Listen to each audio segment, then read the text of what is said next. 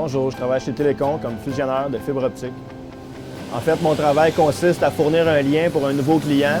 Ça implique de faire des ouvertures de boîtiers extérieurs, de faire des ouvertures de boîtiers qui sont souterrains, puis ensuite relier les fibres là, comme les plans sont indiqués. Pour finaliser, on fait les tests, puis on s'assure que tout est conforme là, selon la demande.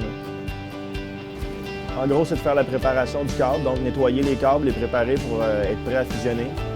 Ensuite, on va faire la fusion comme telle, puis on va refermer le boîtier en s'assurant qu'il n'y a rien de brisé à l'intérieur, que ce soit tel quel que quand on est arrivé. Donc, notre journée de travail typique, ça commence tout le temps au bureau pour aller fermer la journée de la veille, en fait, pour vider les appareils des tests et ainsi de suite. Ensuite, on s'assure d'avoir le matériel requis là, pour les jobs qu'on a à faire dans la journée.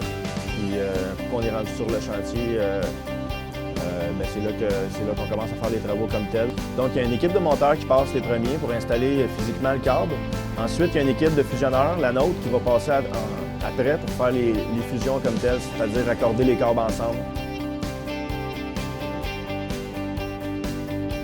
Les qualités pour devenir fusionneur, il faut que tu sois capable de composer avec un horaire variable. Puis, il faut que tu sois en forme aussi pour transporter le matériel. Puis, ne pas avoir peur non plus de travailler pour les intempéries. Il ne faut pas que ça soit grave pour toi. Là. Pour faire le métier, ce qui m'a amené à faire ça, c'est une formation, une attestation d'éthique collégiale en production photonique et optoélectronique. Bien, ça ne prend pas forcément une formation comme ça.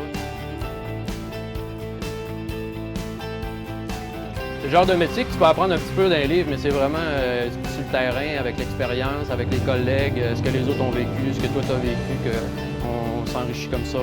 On l'apprend vraiment sur le tas là, en travaillant à l'extérieur.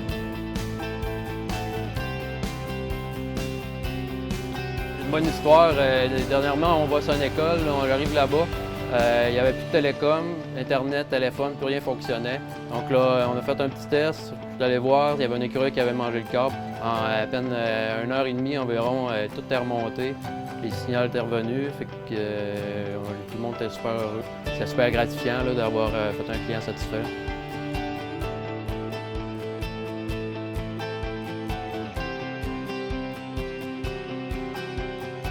Pour réussir mon travail de fusionneur, ça prend de l'esprit d'équipe et de la précision.